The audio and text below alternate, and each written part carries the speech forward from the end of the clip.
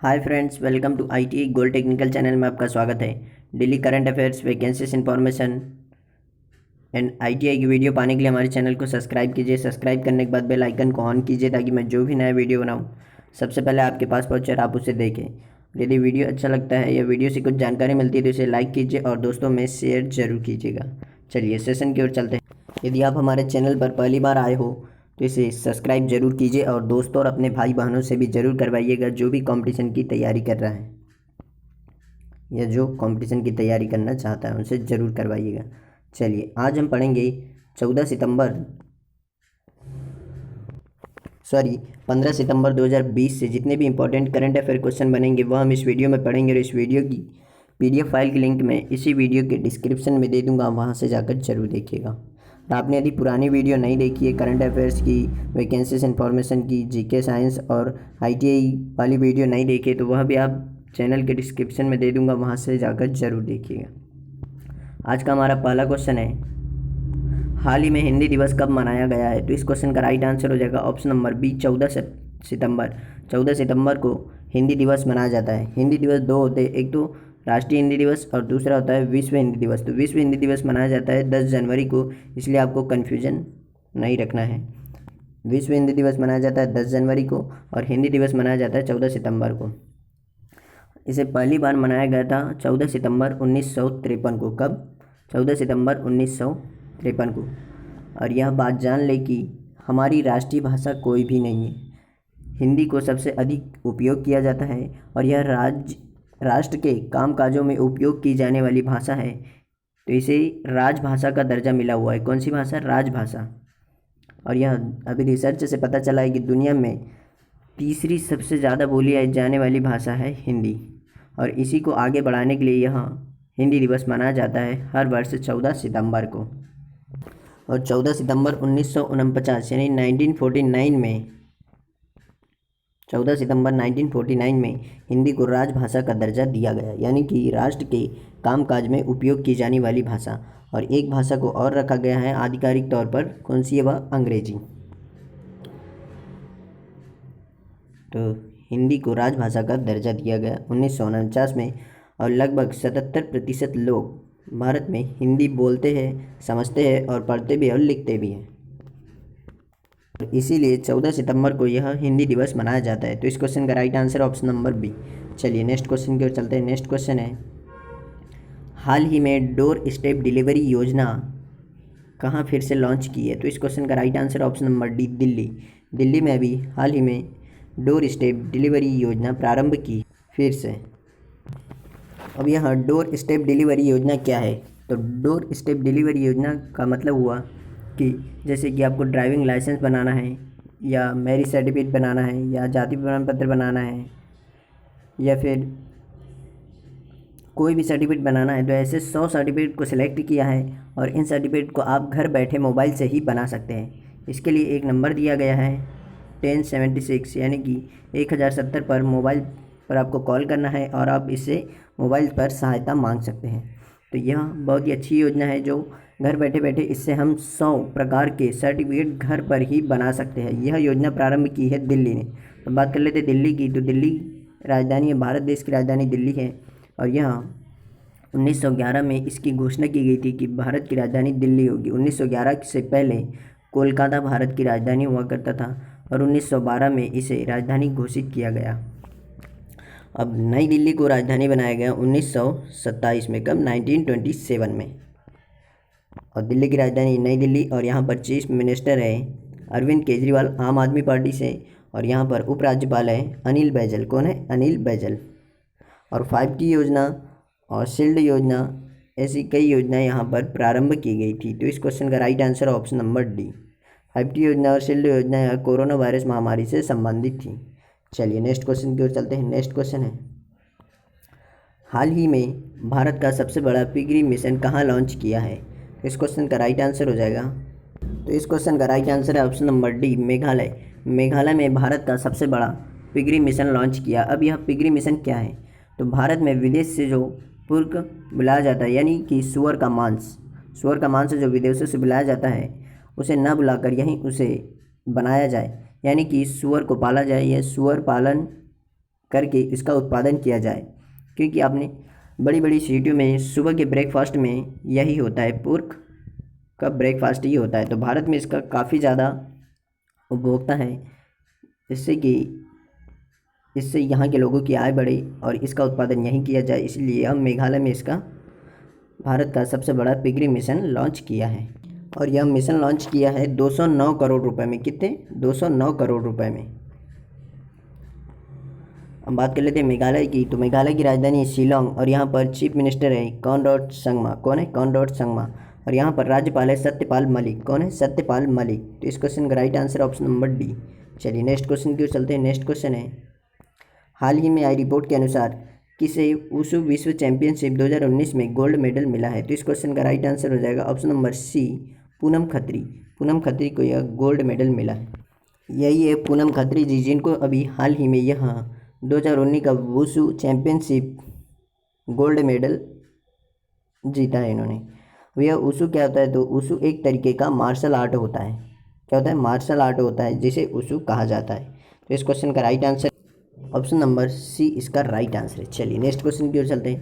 यदि आप हमारे चैनल पर पहली बार आए हो तो इसे सब्सक्राइब जरूर कीजिए और दोस्तों से भी ज़रूर करवाइएगा। और यदि वीडियो देख रहे हैं तो इसे पूरा देखिएगा, आधा अधूरा नहीं। हाल ही में आई रिपोर्ट के अनुसार बेस्ट स्टार्टअप्स इकोसिस्टम में शीर्ष पर कौन सा राज्य है? तो इस क्वेश्चन का राइट आंसर है option number C, best startup ecosystem में शीर्ष पर गुजरात राज्य है। तो भारत में सबसे अच्छा बेस्ट स्टार्टअप के लिए इकोसिस्टम उपयोग करने वाला यह देश भारत में बना है, गुजरात राज्य शीर्ष पर। और यह कंटिन्यू 2 वर्ष से, लगातार 2 वर्षों से फर्स्ट नंबर पर गुजरात ही है। और सबसे ज़्यादा सौर ऊर्जा का उपयोग और उत्पादन गुजरात में ही होता है और दूसरे नंबर पर होता है महाराष्ट्र में।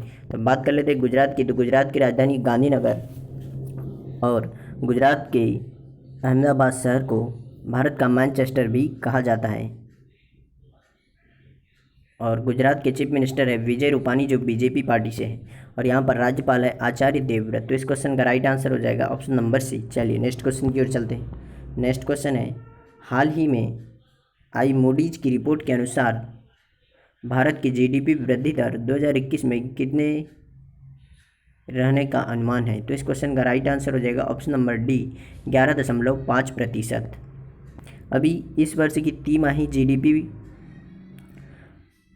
रही है -23.9%। यह भारी गिरावट आई है। वैसे तो लगभग सभी देशों की जीडीपी में गिरावट आई है। और क्रिसिल ने 2021 की जीडीपी वृद्धि दर -9% रहने का अनुमान लगाया है और मूडीज ने -11.5% रहने का अनुमान लगाया। यानी कि कोरोना वायरस महामारी से उभरने के लिए हमें 2021 में भी नहीं बाहर निकल पाएंगे, यानी कि अर्थव्यवस्था हमारी 2021 में भी ठीक नहीं हो पाएगी, तब भी माइनस में ही रहेगी। अब बात कर लेते हैं मूडीज की। मूडीज एक अमेरिका की कंपनी है जो बिजनेस और आर्थिक मामलों की रेटिंग या लिस्ट जारी करती है। और इसकी स्थापना की गई थी सन 1909 में। कब? 1909 में। किसके द्वारा? जॉन मूडी के द्वारा। किसके द्वारा की गई थी? जॉन मूडी के द्वारा। और इसका उद्देश्य है कि स्टॉक मार्केट और ब्रांड्स की रेटिंग जारी करना। तो इस क्वेश्चन का राइट आंसर हो जाएगा ऑप्शन नंबर डी। चलिए नेक्स्ट क्वेश्चन की ओर चलते हैं। नेक्स्ट क्वेश्चन है, हाल ही में आई रिपोर्ट के अनुसार भारत के सभी रेलवे स्टेशन पर डिजिटल लेन देन करने की किसने घोषणा की है? तो इस क्वेश्चन का राइट आंसर हो जाएगा ऑप्शन नंबर सी, भारतीय रेलवे। भारतीय रेलवे ने अभी घोषणा की है कि भारत के सभी रेलवे स्टेशनों पर अब डिजिटल लेन देन की सुविधा प्रदान की जाएगी, ताकि डिजिटलीकरण को बढ़ावा मिले। इसीलिए यह घोषणा की है भारतीय रेलवे ने। अब बात कर लेते हैं भारतीय रेलवे की। भारतीय रेलवे की स्थापना हुई थी 1853 में और 1853 में ही पहली बार ट्रेन चली थी भारत में मुंबई से ठाणे के बीच 34 यानी 34 किलोमीटर। और हाल ही में अभी भारत की पहली किसान रेल चली थी महाराष्ट्र से बिहार के बीच में, और दूसरी और दक्षिण भारत की पहली ट्रेन चली है आंध्र प्रदेश में। और भारतीय रेलवे के कितने जोन हैं, तो 18 जोन हैं। और इसके लोगों में जो 18 स्टार दिखाए गए हैं वह इसी के हैं, किसके हैं, 18 स्टार जो होते हैं वह 18 जोन के लिए होते हैं। तो इस क्वेश्चन का right answer option number C. Present time पर हमारे रेल मंत्री कौन है, तो रेल मंत्री हमारे पीयूष गोयल जी। हाल ही में किस राज्य में मराठा समुदाय पर सरकारी नौकरियों के आरक्षण पर प्रतिबंध लगा दिया है, तो इस क्वेश्चन का right answer option number A Maharashtra. Maharashtra में जो मराठा समुदाय है उन्हें जो सरकारी नौकरियों में, राज्य की जो सरकारी नौकरियों में आरक्षण दिया जाता था उस पर प्रतिबंध लगा दिया गया है। महाराष्ट्र में मराठा समुदाय को 16% आरक्षण दिया जाता था और यह कब से दिया जा रहा था, 2018 से, और यह 2020 में भी इसे बंद करने का निर्णय लिया गया है। बात कर लेते हैं महाराष्ट्र की, तो महाराष्ट्र की राजधानी है मुंबई, जिसे देश की आर्थिक राजधानी भी कहा जाता है। और महाराष्ट्र के मुख्यमंत्री हैं उद्धव ठाकरे जी, और यहाँ पर राज्यपाल है भगत सिंह कोश्यारी। कौन है, भगत सिंह कोश्यारी।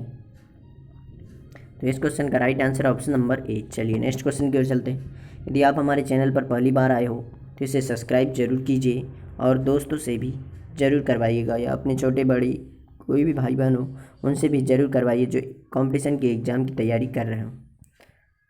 नेक्स्ट क्वेश्चन है, हाल ही में किस शहर में एरो इंडिया 21 का 13वां संस्करण आयोजित किया जाएगा, तो इस क्वेश्चन का राइट आंसर हो जाएगा ऑप्शन नंबर सी, बेंगलुरु।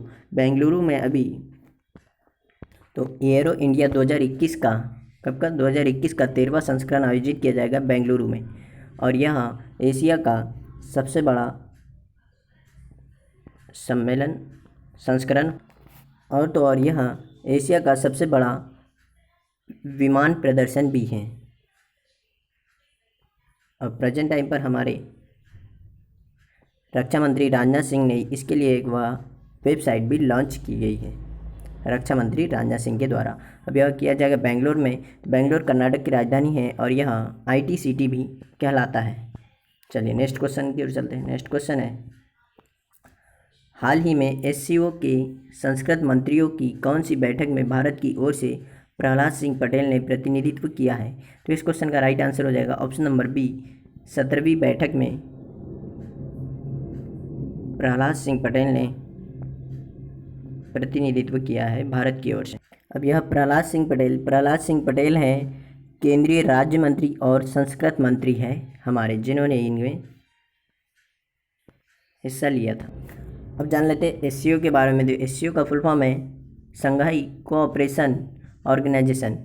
क्या है, संघाई कोऑपरेशन ऑर्गेनाइजेशन, इसे हिंदी में कहते हैं संघाई सहयोग संगठन। और इसकी स्थापना की गई थी सन 2001 में। कब, 2001 में इसकी स्थापना की गई थी।